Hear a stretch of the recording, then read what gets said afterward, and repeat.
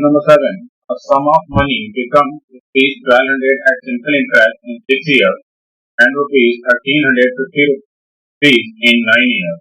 What is the annual rate of simple interest and that amount? तो यहाँ पर आपके पास सम 1200 बन रहा है 6 years में simple interest पर, और वही सम 1350 बन रहा है 9 years. कुल मिलाकर 3 years में कितना इंटरेस्ट चला गया?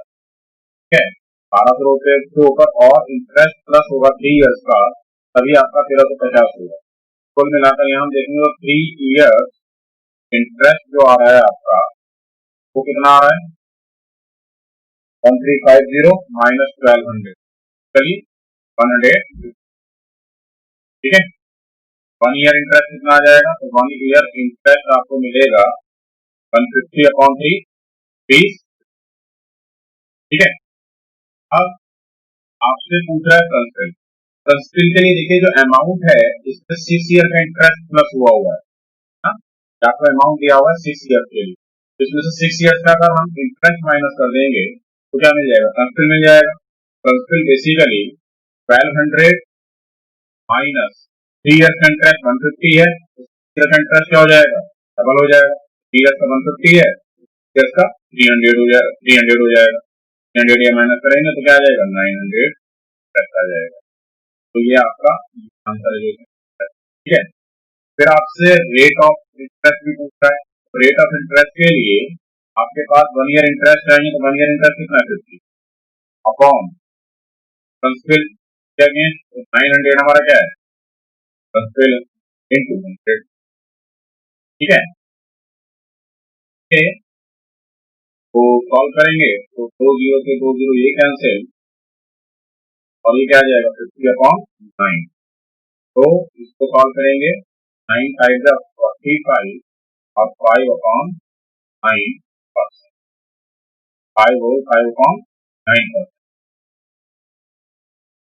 या इसको आप 5.5% ले लीजिए. सॉल्व कर अप्रॉक्स वैल्यू लीजिए.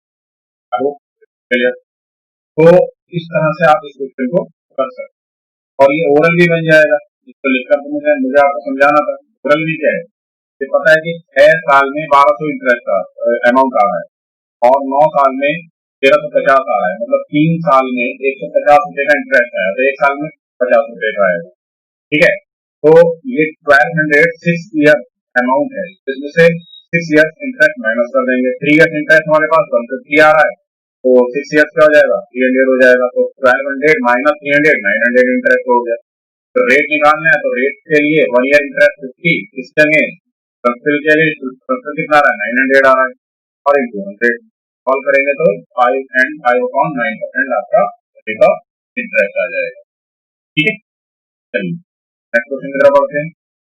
क्वेश्चन नंबर 8 है guys. An amount becomes rupees 30,000 in 8 years. If the simple interest is half of that amount, then what is the rate of simple interest and that amount? तो भी 2 method हम यहाँ करेंगे. पहले तो formula based method है आपका, उसी से करेंगे. देखिए आपके पास 30,000 आपका अमाउंट बन जाता है 8 years में, जिसका सिंपल इंटरेस्ट वो प्रिंसिपल था उसका हाफ दिया हुआ है, लिखा हुआ है, और आपको अमाउंट बताना है और रेट ऑफ इंटरेस्ट बताना है. तो देखिए मेरे पास जो प्रिंसिपल है वो अगर P है मान लेते हैं, और जो इंटरेस्ट है वो P/2 क्लियर बोला हुआ है ना. The simple interest is half of that amount. That amount मतलब प्रिंसिपल. तो प्रिंसिपल प्लस इंटरेस्ट अमाउंट बनेगा जो आपको 30,000 गिवन है. तो ये 3P/2 इज इक्वल टू 30,000, इसे डिवाइड होगा 1000 टाइम्स P/2 इक्वल टू 1000. अब यहाँ ध्यान से देखिए P/2 क्या है? हमारा इंटरेस्ट है. ये हमारा इंटरेस्ट आ गया सीधे इसका 8 years इंटरेस्ट. ठीक है, अब 2 से मल्टीप्लाई कर देंगे, प्रिंसिपल कितना आ जाएगा? प्रिंसिपल हमारा आ जाएगा 10,000 into 2 20,000. 20,000 हमारा प्रिंसिपल आ जाएगा जो इसने पूछा. रेट पूछ रहा है. रेट के लिए हमारे पास 1 year इंटरेस्ट होना चाहिए, और ये जो इंटरेस्ट है 10,000 कितनी ईयर का? 8 years का. 10,000 on 8 year इंटरेस्ट तो हमने डिवाइड कर दिया 1 ईयर इंटरेस्ट। 1 ईयर इंटरेस्ट किसके अगेंस्ट होगा, प्रिंसिपल के अगेंस्ट होगा, प्रिंसिपल आपका 20,000 है, ठीक है, और इनटू ये रेट ऑफ इंटरेस्ट आ जाएगा।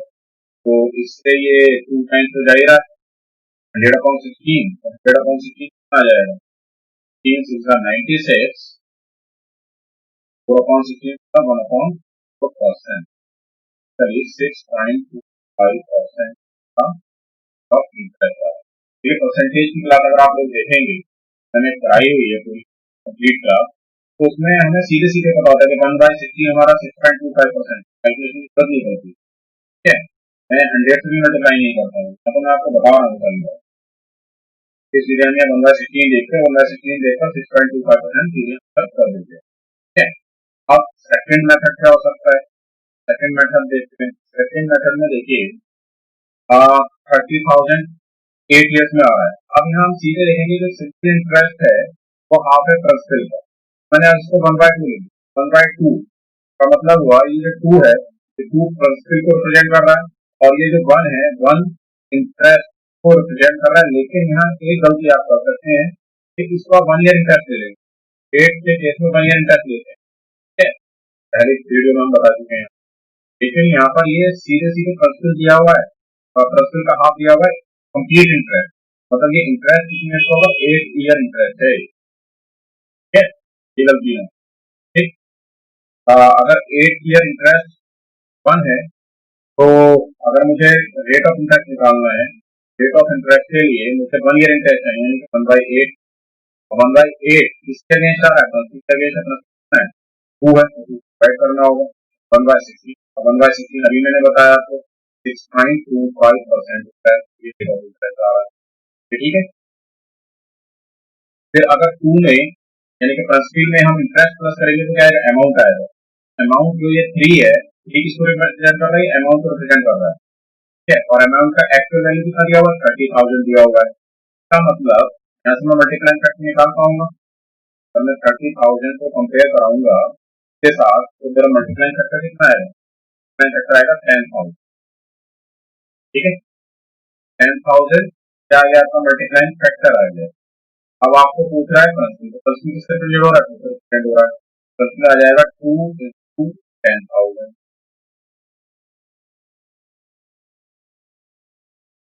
क्या ऐसे ठीक कर सकते, जब एक्चुअल वैल्यू निकालनी पड़ेगी, एक्चुअल वैल्यू के लिए आपको मल्टीप्लाई फैक्टर निकालना ही पड़ेगा, ठीक है।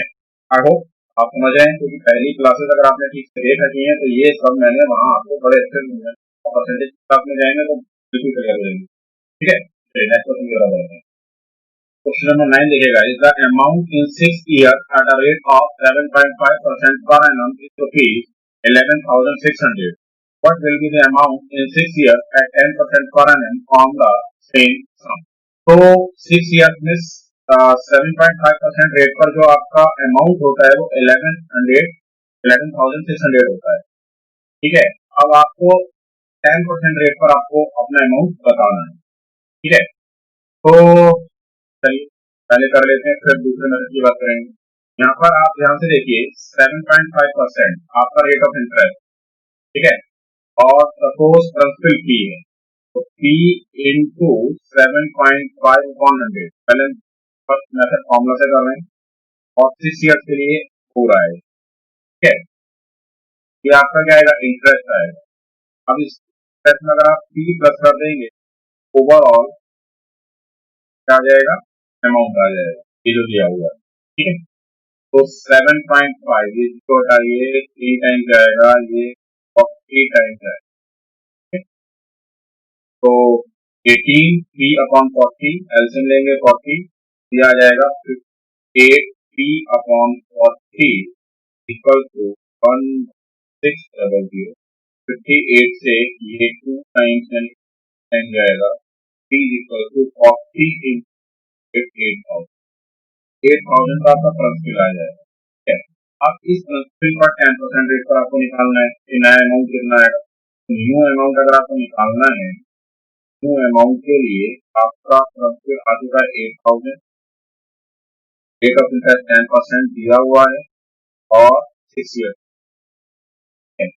बस सॉल्व करेंगे आपसे कितना आने वाला है, अच्छा अमाउंट निकालना तो इसमें 8,000 भी प्लस हो गया, इंटरेस्ट है आएगा 4800 प्लस 8,000 12800 आपका फाइनल 10% रेट ऑफ इंटरेस्ट पर 6 ईयर्स में आपका 12800। तो क्लियर है। नेक्स्ट कैसे कर सकते हैं, नेक्स्ट में क्या हो सकता है। नेक्स्ट के लिए सबसे पहले मैं आपको कहूंगा कि आप इसको 7.5% को फ्रैक्शन में कन्वर्ट कर दीजिए। 7.5 अपॉन 100 जाएगा 3/40। 3/40 रेट आ रहा है। जब रेट के केस में हमने बताया था ये प्रिंसिपल को रिप्रेजेंट करेगा और ये आप इंटरेस्ट को रिप्रेजेंट करेगा 1 year, interest of 1 year. Rate के केस में तो यही कहानी होगी। लेकिन इसमें ये 1 ईयर के इंटरेस्ट को नहीं कर रहा था क्योंकि वहां पर सिंपल इंटरेस्ट सीधे होता है। ये तो रेट के केस में 1 ईयर के इंटरेस्ट को ही रिप्रेजेंट करेगा। तो 3 ईयर का इंटरेस्ट कितना हो जाएगा, सॉरी 6 ईयर का, 6 ईयर है ना, 6 ईयर का इंटरेस्ट कितना हो जाएगा, 6 3 18 अब 40 प्रिंसिपल है। तो अमाउंट रिप्रेजेंट हो रहा होगा, अमाउंट कितने से रिप्रेजेंट होगा आपका 58 से रिप्रेजेंट होगा। 58 प्रेजेंटेड वैल्यू है और इसकी एक्चुअल वैल्यू कितनी दी हुई है, एक्चुअल वैल्यू जो मैंने आपको 11600 यहाँ से मल्टीप्लाइंग करके कितना आ जाएगा, मल्टीप्लाइंग फैक्टर यहाँ से निकालेंगे 58 से 11600 200 टाइम्स मल्टीप्लाई होगा, फिर मेरा मल्टीप्लाइंग फैक्टर आ रहा है। ठीक है, मल्टीप्लाइंग फैक्टर आने के बाद चल जाएगा, यहाँ से 40 से मल्टीप्लाई कर दोगे, फंक्शन कितना आ जाएगा, फंक्शन हमारा आ जाएगा 40 इंटू 30। अरे कोई प्रॉब्लम नहीं।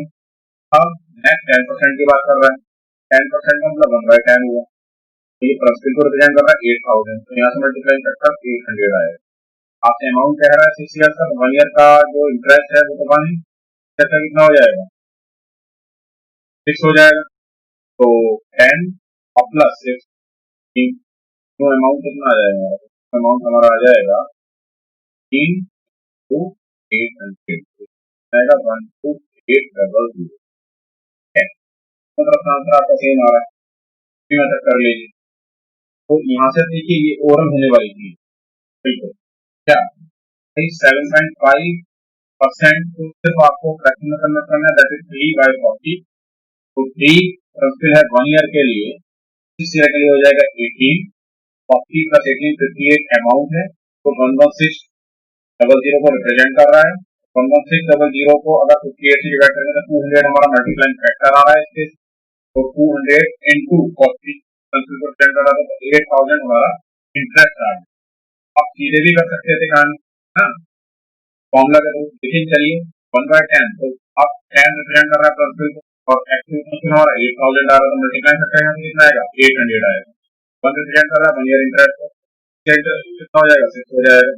6 ईयर अमाउंट निकालना है, 10 प्लस 6 16 इंटू 800 12800 आपका अमाउंट आ जाएगा 6 ईयर। ठीक है, चलिए नेक्स्ट क्वेश्चन बढ़ते हैं। गाइस इसको करने की एक बहुत छोटी अप्रोच और हो सकती है बट वेरी लॉजिकल है, ध्यान से आपको इसको सुनना है। अभी इसको मैं हटा रहा हूँ, चलिए साइड में कर देते हैं।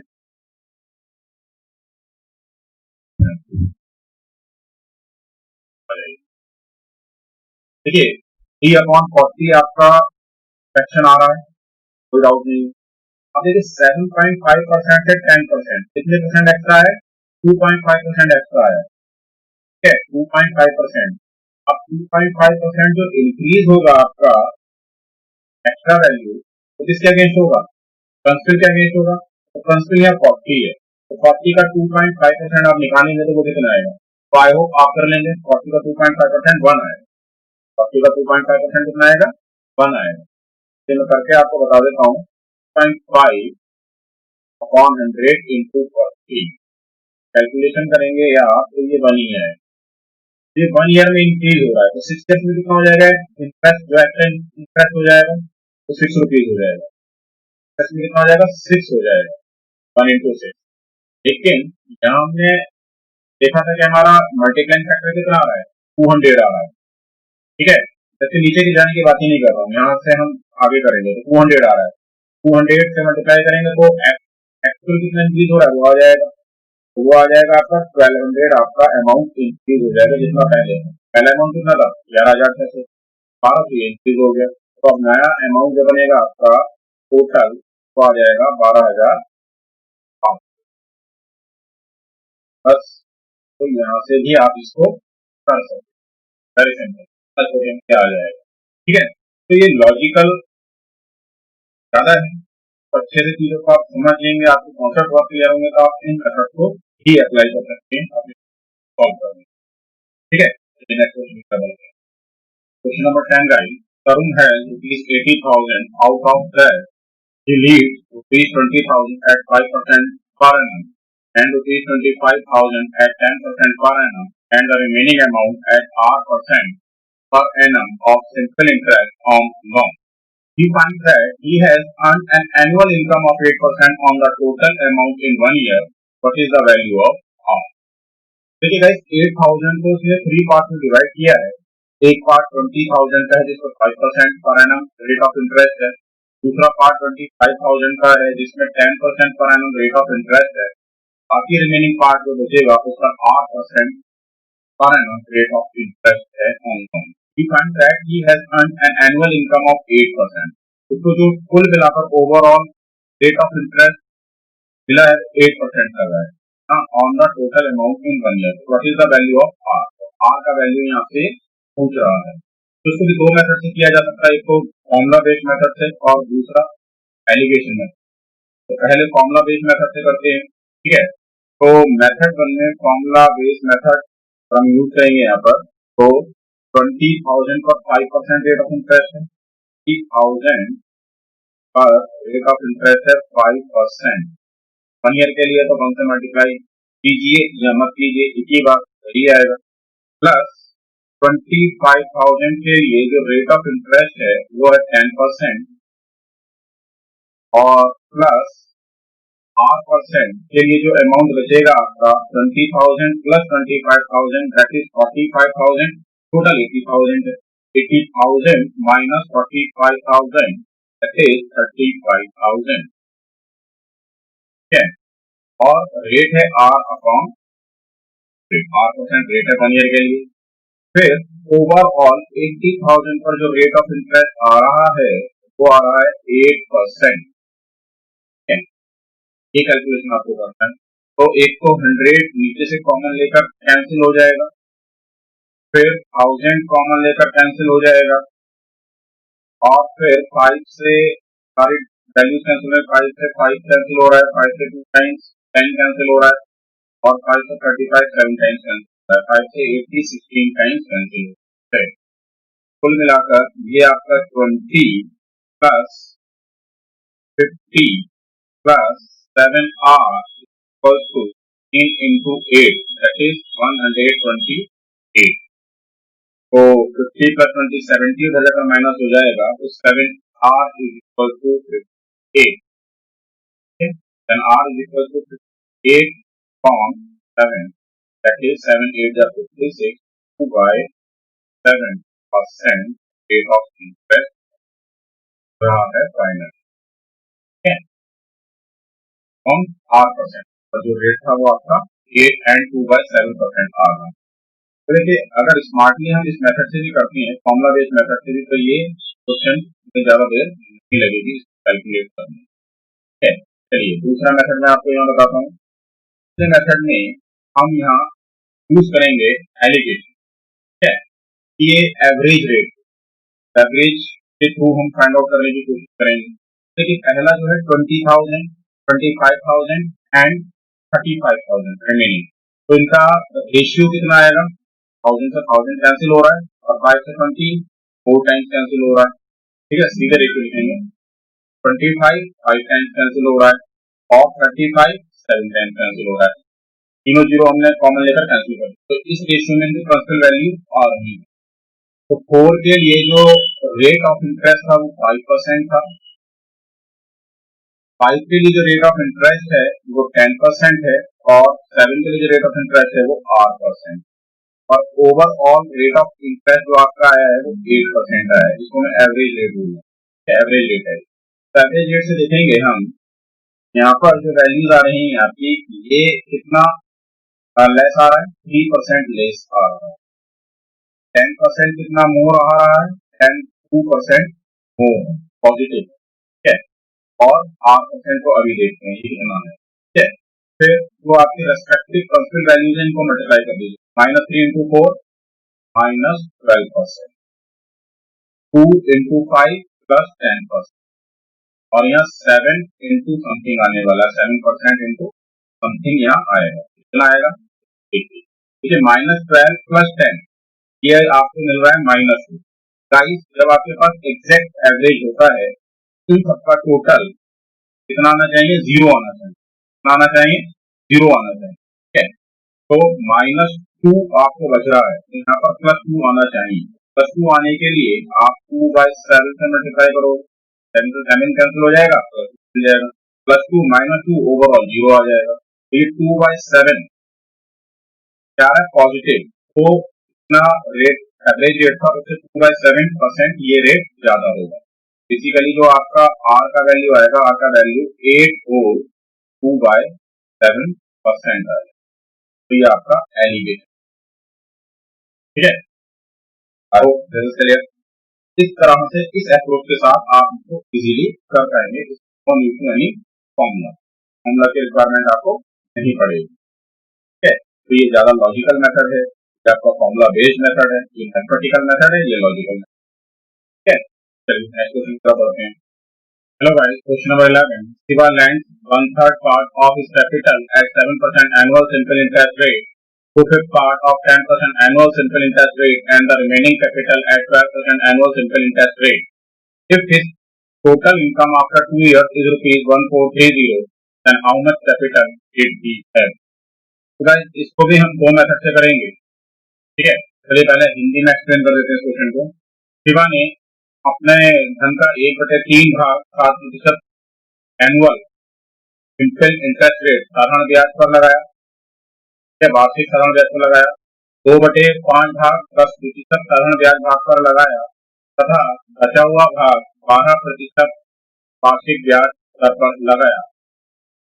यदि उसको टोटल इनकम 2 साल बाद 1430 हुई हो, तो उसका कैपिटल कितना था, मीन्स उसका प्रिंसिपल स्टार्टिंग में कितना था, उसका धन कितना था, ये बताना, ठीक है। तो 1/3 2/5, तो दो मेथड से करेंगे, फॉर्मूला पे और एक मिक्सचर एंड एलिगेशन के मेथड। तो 3 और 5 का एलसीएम 15 होता है। हम लेट कर लेते हैं, लेट प्रिंसिपल, माना प्रिंसिपल कितना है, 15p है, ठीक है। 15p का 1/3 5p आएगा, तो 5p पर जो रेट है वो 7% है, और ये 2 इयर्स के लिए, प्लस फिर 2/5, 15 का 2/5 आएगा 6p, और इस पर जो रेट है वो 10% है, और ये भी 2 वर्ष के लिए है, 2 इयर्स के लिए है, और प्लस बचेगा कितना, 6p + 5p 11p हो गया है, 15p टोटल था, 4p, और इस पर जो रेट ऑफ इंटरेस्ट है वो 12% है, ये भी 2 इयर्स के लिए, और टोटल जो इनकम है वो 1430 होगा, मतलब जो उसको इंटरेस्ट मिला है वो 1430 मिला है, ठीक है। अब थोड़ा स्मार्ट ही करेंगे, यहाँ से हम 2/100 2/100 कॉमन निकाल सकते हैं, और 2/100 क्या होगा, 1/50, ठीक है। 5 7 35p plus 60p plus 12 4 48p equal to 1430, ठीक है। तो 35 60 105 प्लस 40 95 प्लस 48 इज 143, और ये 50 उधर चले जाएगा, 143p is equal to 1430 into 50, 1430 से ये 10 टाइम मल्टीप्लाई होगा, सॉरी डिवाइड होगा। अब आपके पास टोटल कैपिटल थी वो 15p थी, तो जो प्रिंसिपल हमारा आ जाएगा, अमाउंट आ जाएगा स्टार्टिंग का, वो 500 into 15, that is 7500 is the final answer, ठीक है। एक तो मेथड ये, दूसरा एलिगेशन से मैं करके आपको बता रहा हूँ, तो ध्यान से देखिएगा उसको भी, और ध्यान से सुनने के लिए। तो यहाँ पर जो हमने 15 लिया है, 15 का 1/3 रेशियो, प्रिंसिपल का रेशियो देखेंगे, कितना आएगा 5 आएगा, 2 5 कितना आएगा 6 आएगा, 6 5 11 बचेगा कितना 4। इसके रेस्पेक्ट में जो रेट था वो कितना था 7% था, इसके रेस्पेक्ट में रेट 10% है और इसके रेस्पेक्ट में रेट 12%। ठीक है, तो अब यहाँ पर हमें एवरेज रेट ऑफ इंटरेस्ट है, तो एवरेज रेट ऑफ इंटरेस्ट हम कुछ भी मान सकते हैं, कुछ भी। तो हमने मान लीजिए 10% ले लिया है, एवरेज रेट ऑफ इंटरेस्ट हमारा कितना है 10% है। 10% से कितना कम है, ये 3% कम है। कितना कम है, ये 2% ज्यादा है। ठीक है, और इसके लिए जो रेस्पेक्टिव प्रिंसिपल है वो 4 है, इसके लिए जो रेस्पेक्टिव प्रिंसिपल है वो 5 है। अब यहाँ 10 से 10 को देखना तो 0 आएगा, 0 into 6 0 ही आएगा, तो इसको यहाँ लिखने का कोई फायदा नहीं है। तो -15 प्लस 8 कितना आता है, -15 प्लस 8 आपका -7 बच रहा है, -7 अपॉन ये टोटल कितना है 15। ठीक है, इतना जो आपने एवरेज एज्यूम किया था उतना कम आपको ये लेना पड़ेगा, एग्जैक्ट एवरेज जो आएगा आपका। ठीक है, तो आपका एवरेज बेसिकली आ जाएगा 10 - 7 upon 15, 10 - 7 upon 15 that is 143 upon 15 और ये परसेंट में है भाई, इसमें परसेंट में 100 भी आएगा। बेसिकली 143 अपॉन 1500 ये हो गया। हमें पर 143 ये रेट ऑफ इंटरेस्ट है, रेट ऑफ इंटरेस्ट के हिसाब से नीचे वाला प्रिंसिपल को रिप्रेजेंट करता है, ऊपर वाला इंटरेस्ट ऑफ 1 ईयर को रिप्रेजेंट करता है। 2 ईयर्स इंटरेस्ट आ जाएगा 143 into 2 और एक्चुअल इंटरेस्ट कितना है 1430 दिया हुआ है।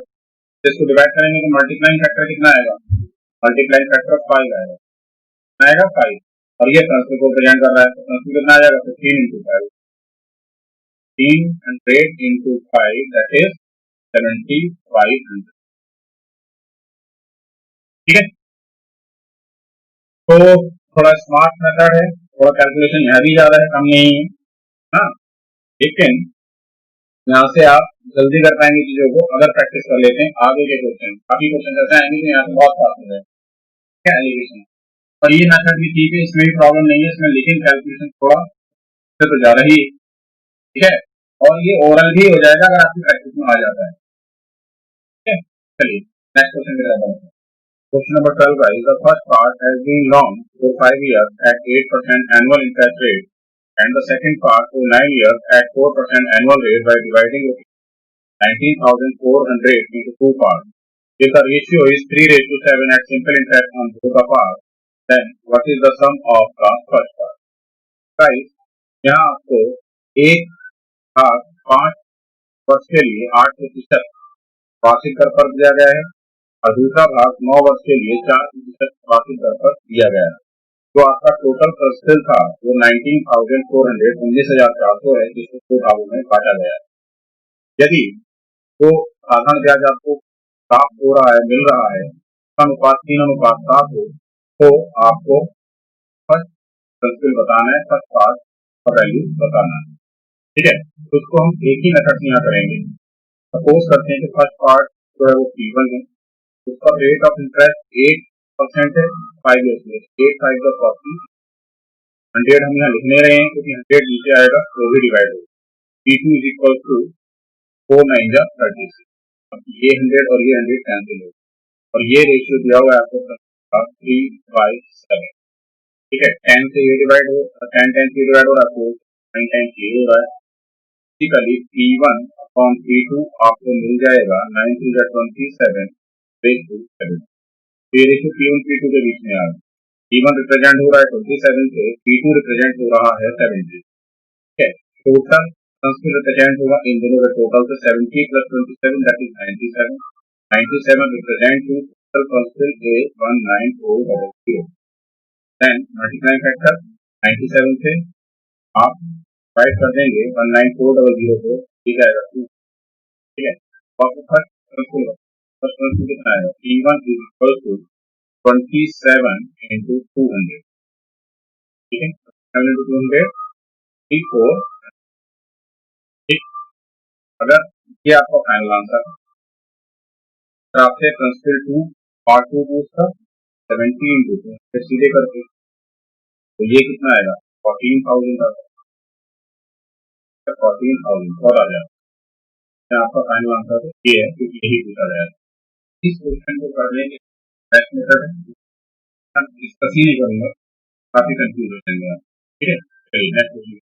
क्वेश्चन नंबर 13 देखिए guys, an amount of ₹18,600 was divided into 3 parts and it was given on loan at simple interest for 2 years, 4 years and 5 years respectively. If the annual rate of simple interest is 10%, then the amount obtained from the 3 parts will be the same. What is the amount of those 3 parts? तो इस question में आपसे पूछा जा रहा है कि एक अमाउंट 18,600 का 3 भागों में बांटा गया है। ठीक है, पहले भाग को साधारण ब्याज पर 2 वर्ष के लिए, दूसरे भाग को 4 वर्ष के लिए और तीसरे भाग को 5 वर्ष के लिए लोन पर दिया गया है। यदि इनका साधारण ब्याज की दर 10% हो तो इनसे जो मिश्रधन आएगा वो आपस में बराबर होगा। इन तीनों पार्ट से जो मिश्रधन आएगा, इन 3 भागों से जो मिश्रधन आएगा वो बराबर होगा। ये क्वेश्चन में आपको दिया गया है। What is the amount of those 3 part? तो इन तीनों भागों की राशि कितनी है ये आपको यहाँ बताना है। जो 3 भाग आपने बांटे हैं वो 3 भाग की राशि कितनी कितनी आएगी ये यहाँ आपको बताना है। तो पहले तो हम आपको कंप्लीट करके बताएंगे, फिर कैसे आप कैलकुलेशन को बचा सकते हैं उसकी भी बात करेंगे। ठीक है, तो मान लेते हैं कि पहला भाग P1 है और 1 + NR/100। हमने आपको अमाउंट के लिए फॉर्मूला बताया था सिंपल इंटरेस्ट के, P1 + NR/100, इसका हम यहाँ यूज करने वाले। ठीक है, तो R/100 यानी कि 10%, 10/100 तो 1/10 आएगा, तो 1/10 सीधे लिखिए। और ये कितनी ईयर्स के लिए? 2 ईयर्स के लिए। दूसरा भाग आपने P2 ले लिया है 1 + 1/10 × 4। फिर तीसरा पार्ट आपने P3 ले लिया है 1 + 1/10 और कितने वर्ष के लिए? 5 ईयर्स के लिए। ठीक है, अब इसको सॉल्व कर लेते हैं। इसको सॉल्व करेंगे तो देखिए 10 × 1 = 10 और 1 × 2 2 आएगा, तो 12/5। 12/5 को सॉल्व करेंगे तो ये आएगा 5/6, सॉरी 6/5, उल्टा बोल दिया हमने, 6/5। ठीक है, फिर P2 × ये 14/10 मिलेगा, 14/10 को सॉल्व करेगा तो 7/5 आएगा। और फिर P3 में इसको सॉल्व करोगे तो ये आपको 15/10 मिलेगा, 15/10 को सॉल्व करोगे तो 3/2 आएगा। ठीक है, अब यहाँ पर देखिए P1/P2/P3 अगर हम निकालते हैं तो इसका रेसिप्रोकल जो इसका मल्टीप्लाई में आ रहा है इसका रेसिप्रोकल यहाँ लिख लीजिए। देखिए कॉन्सेप्ट है रेशियो का। मान लीजिए 2x = 3y = 5z है। अब आपको x/y/z निकालना है, ये इसके मल्टीप्लाई में है, तो सीधे सीधे इनका रेसिप्रोकल 1/2/1/3/1/5। फिर इनका एलसीएम लेकर सीधे रेशियो में निकाल देते हैं, तो इनका एलसीएम कितना आएगा? 3, 5, 2 का एलसीएम 30 आएगा, और 30 से इसको मल्टीप्लाई करेंगे 1/2 को तो ये आएगा आपका 15, इसको मल्टीप्लाई करेंगे तो ये आएगा 10 और इसको मल्टीप्लाई करेंगे तो ये आएगा 6। तो 15/10/6 आ रहा है x/y/z। ठीक है, तो ये रेशियो का फंडा है। ये कैसे होता है, क्यों होता है, ये तो हम रेशियो में जाकर बात करेंगे। अभी आपको ये बता दिया है, तो इसका यहाँ हमें यूज करना है। तो 6/5 है तो इसको 5/6 लिखिए, रेस टू इसको 5/7 लिखिए और रेस टू इसको 2/3 लिखिए। अब 6, 7, 3 का एलसीएम 42 आएगा, 42 से इसको मल्टीप्लाई करेंगे तो 7 5 = 35, फिर 7 6 × 5 30, फिर 14 × 2 28। आई होप ये कैलकुलेशन तो आप कर लेंगे। मैंने एलसीएम लेकर 42 से इन अलग अलग वैल्यूज को मल्टीप्लाई किया है। 42 से इसको मल्टीप्लाई किया तो 35 आया, 42 से इसको मल्टीप्लाई किया तो 30 आया, 42 से इसको मल्टीप्लाई किया तो 28 आया। ठीक है, अब ये आपकी रिप्रेजेंटेड वैल्यू आ गई। P1 की रिप्रेजेंटेड वैल्यू 35 है, P2 की रिप्रेजेंटेड वैल्यू 30 है, P3 की रिप्रेजेंटेड वैल्यू 28 है। ठीक है, अब टोटल वैल्यू, क्योंकि यहाँ टोटल पर्सन हमें दिया हुआ है, तो टोटल वैल्यू रिप्रेजेंट होगी 35 + 30 + 28 दैट इज 93। तो 93 रिप्रेजेंट टू 18600। तो 18600 को 93 से अगर डिवाइड करेंगे तो यहाँ से मल्टीप्लाइंग फैक्टर हमें मिलेगा 93 × 2 = 186 मतलब 200। ठीक है, अब आपको पार्ट बताने पे तो फर्स्ट पार्ट 35 से रिप्रेजेंट हो रहा है, तो 35 रिप्रेजेंटेड वैल्यू है, मल्टीप्लाइंग फैक्टर 200 है, सॉल्व करेंगे 35 इंटू 200 तो ये कितना आ जाएगा 7000 आ जाएगा। इसी तरह से 30 इंटू 200 दूसरा पार्ट आ जाएगा, दैट इज 6000। फिर 28 इंटू 200 थर्ड पार्ट आ जाएगा, दैट इज 5600। तो ये आपके फाइनल आंसर हैं, ठीक है। इस तरह से आप इसको अप्रोच कर सकते हैं अपने क्वेश्चन, ठीक है। तो अगर आपको ये कॉन्सेप्ट पता है, ये सब चीजें आती हैं, तो टाइम भी आप यहाँ मैनेज कर सकते हैं। कैसे कर सकते हैं, चलिए उस पर बात करते हैं। इसको मैं अभी आप लोग नोट कर लीजिए, स्क्रीनशॉट ले लीजिए, ठीक है। इसको हटा रहा हूं, दूसरा कैसे करेंगे उसके लिए जगह बनाने के लिए। चलिए अब मान लीजिए यहाँ आपको पता है कि आपका जो रेट है 10% है, 10% को आप 1/10 लिखते हैं।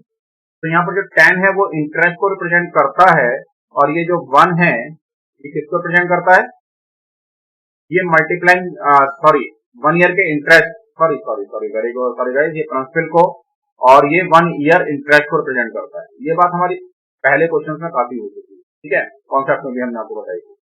तो अगर हमें 2 ईयर्स का इंटरेस्ट चाहिए तो यहाँ 2 हो जाएगा, अगर 4 ईयर्स का इंटरेस्ट चाहिए तो यहाँ 4 हो जाएगा, और 5 ईयर्स का इंटरेस्ट चाहिए तो यहाँ पर 5 हो जाएगा, ठीक है। तो ये रिप्रेजेंटेड वैल्यू आएंगी।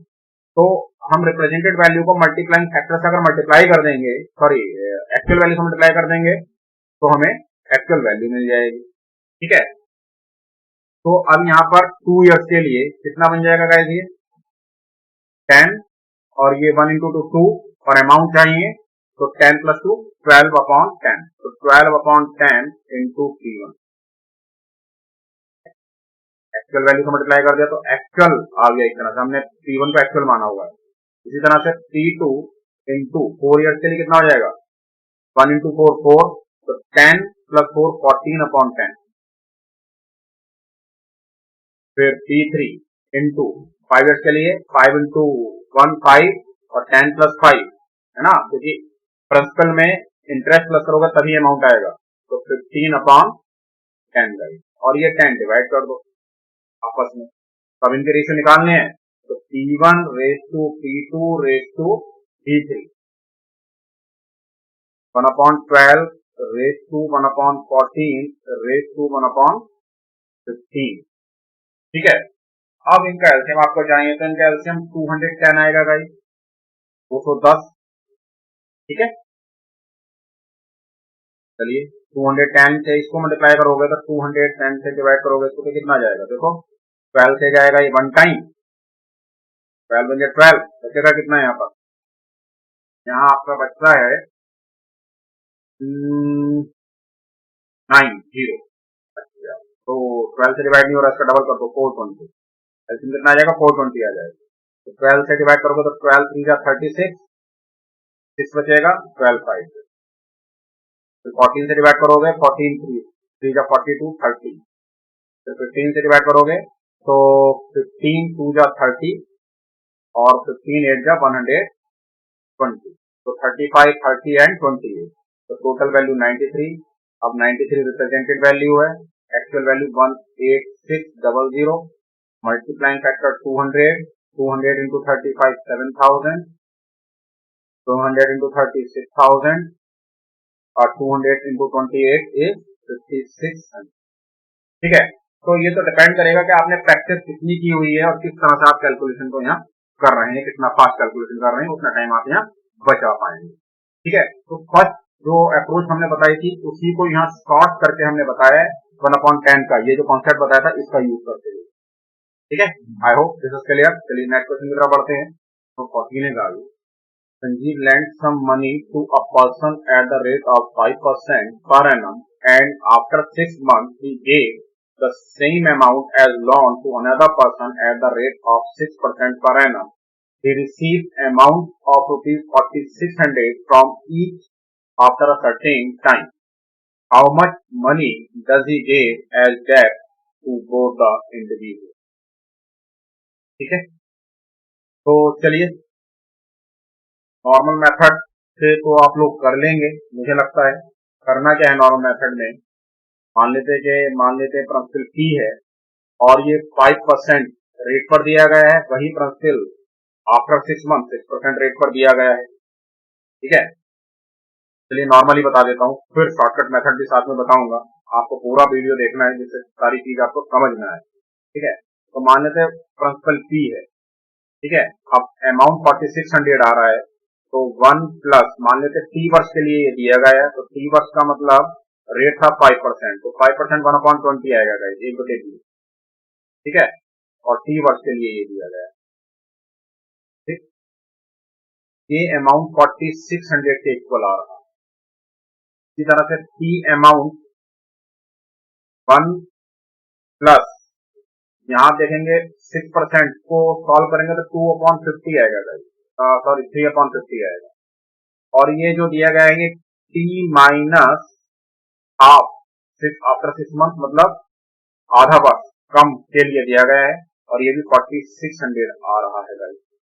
ठीक है, अभी दोनों 4600 के इक्वल है, तो इनको इक्वेट कर सकते हैं। तो इनको इक्वेट करेंगे तो P, और यहाँ 20 आप एल्सियम ले लीजिए, ये 20 प्लस T/20 आएगा इज इक्वल टू P, यहाँ 50 आप एल्सियम लेंगे तो ये आ जाएगा आपका 50 plus 3T minus half upon 50, और ये T से P ये डिवाइड होगा, 0 से 0 ये डिवाइड होगा, ये 5 को इधर मल्टीप्लाई करोगे।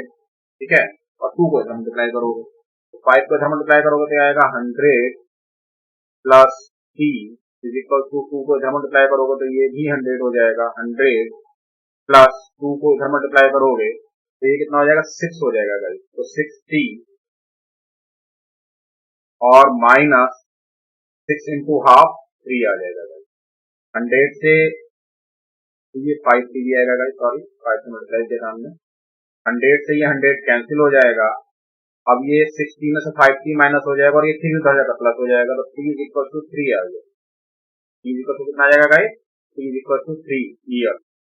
ठीक है, तो 3 वर्ष के लिए आपने अमाउंट दिया था पहले वाला, और दूसरे वाला अमाउंट दिया है आपने T माइनस 3 माइनस हाफ 5 वर्ष के लिए। ठीक है, अब आपको बताना है कि प्रिंसिपल आपका कितना था, तो ये वैल्यू यहाँ डाल दो। तो ये वैल्यू अगर आप यहाँ डालोगे तो P, और इसको आपने सॉल्व किया था तो ये 20 plus 3 upon 20 is equal to 4600। अब ये 23 आ जाएगा, 23 से कितने टाइम्स जाएगा गाइस, 200 टाइम्स जाएगा। 200 इंटू 20 मल्टीप्लाई करेंगे तो P इज इक्वल टू 4000, यानी कि जो आपका प्रिंसिपल था जो आपने दिया था दोनों को अलग अलग उधार, वो 4000 रुपए आपने उधार दिया था। ठीक है, तो ये मैंने आपको फॉर्मूला के साथ सॉल्व करके बताया। आई होप आपको ये क्लियर हुआ होगा, नहीं हुआ है तो ध्यान से फिर से देखिए। लेकिन इस तरह से हमें एग्जाम में करना नहीं है, ये तो हमने समझ लिया कि कैसे ये हो सकता था, क्या इसका अप्रोच है। अब हम अपने दूसरे अप्रोच को समझते हैं, जिस अप्रोच से हमने आपको क्वेश्चन समझाया है। वो भी मैं दो तरह से बता सकता हूँ, लेकिन मैं आपको इसी तरह से यहाँ बताऊंगा दूसरा मेथड भी, इसको अभी के लिए मैं हटा रहा हूँ। ठीक है, अब देखिए यहाँ 5% है, तो 5% का मतलब 5/100। ठीक है, 6% है तो 6% का मतलब 6/100, और ये तो आप जानती हैं नीचे वाले वैल्यू प्रिंसिपल को रिप्रेजेंट करता है और ये भी प्रिंसिपल को रिप्रेजेंट कर रहा है। अब क्योंकि सेम अमाउंट है आपका दोनों में, तो वो हमने 100 रखा है। ठीक है, अब ऊपर ये 1 ईयर का इंटरेस्ट है, और ये कितनी ईयर का इंटरेस्ट है गाइस, ये भी 1 ईयर का इंटरेस्ट है। तो लेकिन जो ऊपर इंटरेस्ट आ रहा है, मान लेते हैं कि ये T वर्ष के लिए है और ये T माइनस हाफ वर्ष के लिए आपको इंटरेस्ट देना है, तो T से यहाँ मल्टीप्लाई करेंगे इंटरेस्ट निकालने के लिए, और 6 इंटू T माइनस हाफ से आप मल्टीप्लाई यहाँ करेंगे। अब देखिए अमाउंट भी आपको इक्वल दिया हुआ है 4600, इसका मतलब 100 प्लस 5T, ठीक है, और 100 प्लस ये जितना भी आएगा 6 इंटू T माइनस हाफ, ये दोनों 4600 के इक्वल आने वाले हैं। 4600 मतलब 4600 के इक्वल नहीं लेंगे आप, क्योंकि 4600 तो एक्चुअल वैल्यू है और ये तो रिप्रेजेंटेड वैल्यू है, मतलब आपस में ये इक्वल आने वाले हैं। तो मुझे ये बताइए, जब आप 100 प्लस कर रहे हैं इसका मतलब इंटरेस्ट भी इक्वल होंगे, क्योंकि जब प्रिंसिपल इक्वल है तो इंटरेस्ट भी इक्वल आ रहे होंगे, तभी तो अमाउंट इक्वल आएगा। तो इट मीन्स हम 5t इज इक्वल टू सीधे सीधे इनके जो प्रिंसिपल है जो इंटरेस्ट है उनको सॉल्व कर सकते हैं, इक्वल कर सकते हैं। ठीक है, तो दोनों इंटरेस्ट इक्वल है।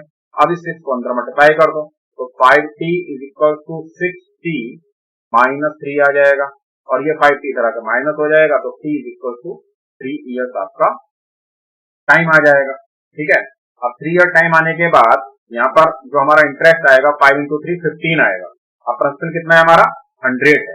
ठीक है, तो जो अमाउंट आ जाएगा अमाउंट बेसिकली कितना आ जाएगा हमारा 15 प्लस 100 है ना, 5 इंटू 3 प्लस 100 बेसिकली 115। तो 115 रिप्रेजेंटेड अमाउंट हुआ गाइस और इसका जो एक्चुअल अमाउंट दिया हुआ है वो कितना दिया हुआ है गाइस, एक्चुअल अमाउंट हमें दिया हुआ है 4600। यहाँ से मल्टीप्लाइंग फैक्टर कितना आने वाला है गाइस, यहाँ से मल्टीप्लाइंग फैक्टर आपको मिलेगा 115 से 4600 को डिवाइड करेंगे तो ये 40 इज योर मल्टीप्लाइंग फैक्टर। ठीक है, और आपको बताना है प्रिंसिपल रिप्रेजेंट हो रहा है 100 से, तो प्रिंसिपल आपका आ जाएगा 40 इंटू 100 दैट इज 4000। ये मेथड भी आपको बिल्कुल क्लियर है, आई होप जैसा लगता है। ठीक है, तो देखिए यहाँ पर हमने स्मार्ट तरीका आया कि क्या क्या कैसे कैसे वैल्यू दी हुई है उसके थ्रू हमने इसको सॉल्व किया। प्रिंसिपल हमें इक्वल दिया हुआ था तो वो हमने 100 ले लिया है। फिर ये 5 रिप्रेजेंट कर रहा है 1 ईयर के इंटरेस्ट को, 6 रिप्रेजेंट कर रहा है 1 ईयर के दूसरे इंटरेस्ट को। अब क्योंकि ये टी वर्ष के लिए है और ये टी माइनस हाफ वर्ष के लिए है इंटरेस्ट, तो 5 की इंटरेस्ट ये आ जाएगा 6 into T minus half interest ये आ जाएगा। क्योंकि अमाउंट भी इक्वल आ रहा है तो इसका मतलब इंटरेस्ट भी इक्वल आ रहा होगा, तभी तो इक्वल प्रिंसिपल में प्लस करने के बाद इक्वल अमाउंट मिलेगा आपको। तो उसी का हमने फायदा उठाया और हमने 5t को 6 इंटू टी माइनस हाफ के इक्वल यहाँ पर पुट कर दिया। ठीक है, सॉल्व कर लिया, टी का वैल्यू 3 ईयर्स आ गया। अब टी का वैल्यू 3 ईयर्स आने के बाद हमें ये इंटरेस्ट मिल जाएगा 5 इंटू 15 प्लस 100 हमने यहाँ पर प्रिंसिपल को ऐड किया तो अमाउंट आ गया 115 रिप्रेजेंट करेगा 4600 को। यहाँ से हमें मल्टीप्लाइंग फैक्टर मिल गया 40, हमें प्रिंसिपल बताना था तो 40 इंटू 100 4000। यहाँ भी आप टी का वैल्यू पुट करोगे तो यही आने वाला है। ठीक है, सॉल्व करके देख लेना। यहाँ 3 रखोगे तो 3 माइनस हाफ कितना आ जाएगा 2.5 आएगा, 2.5 और इंटू 6 करोगे तो वो भी 15 ही आएगा। ठीक है, तो किसी से भी आप कर लीजिए, तो हमें तो सिंपल कैलकुलेशन की तरफ जाना चाहिए एग्जाम में क्वेश्चन को सॉल्व करने के लिए। ठीक है, I hope this is clear. एक अप्रोच और हो सकता है वो भी मैं आपको समझा सकता हूँ, लेकिन ये आपके लिए इनफ है। ठीक है, कभी और टाइम मिलेगा कुछ और अगर पर्सनली आप क्लास हमारे साथ करेंगे तो वहां हम आपको जरूर बताएंगे। ठीक है, चलिए आगे बढ़ते हैं नेक्स्ट क्वेश्चन की तरफ। Question number 15. A person bought a scooty and paid up to rupees 15,000 out of its cost price. He also said that the balance amount will be repaid by paying rupees 13,920 in 2 years at 8% annual interest rate. तो ये simple interest rate कर लीजिए क्योंकि ये बताना जरूरी है, compound भी तो हो सकता था, है ना। What was the total cost of that scooty? तो अभी हम सिंपल इंटरेस्ट का कर रहे हैं चैप्टर, तो इसलिए सिंपल इंटरेस्ट यहाँ लिख दिया। तो अब एक पर्सन ने स्कूटी खरीदी और जो टोटल कॉस्ट थी उसमें से 15,000 उसने दे दिया। ठीक है, और उसने साथ में ये भी कहा कि वो 13,920 एज अ मिश्रधन देगा 2 वर्ष के बाद 8% के एनुअल इंटरेस्ट रेट पर। तो उसकी स्कूटी की टोटल कॉस्ट कितनी थी ये आपको यहाँ बताना। ठीक है, तो सिंपल क्वेश्चन है, 15,000 वो दे दिया है, बाकी जो बचता है उसको मान लेते कितनी है, और 1 प्लस रेट ऑफ इंटरेस्ट 8% है 8/100 और 2 साल के लिए उधार लिया हुआ है। तो ये अमाउंट आ गया और ये अमाउंट आपका कितना है 13,920 वापस आ गया। ठीक है, तो 4 से 2 टाइम्स 4 से ये 25 टाइम्स इसको सॉल्व किया 25 इंटू प्लस 4 तो ये आ जाएगा आपका 29/25 139 29 से डिवाइड करेंगे इसको 29 4 का 116। ठीक है, तो यहाँ से बचेगा आपका 4 और 19 20, ठीक है। तो 232 ये यहाँ से 8 टाइम जाएगा और ये 480, ठीक है।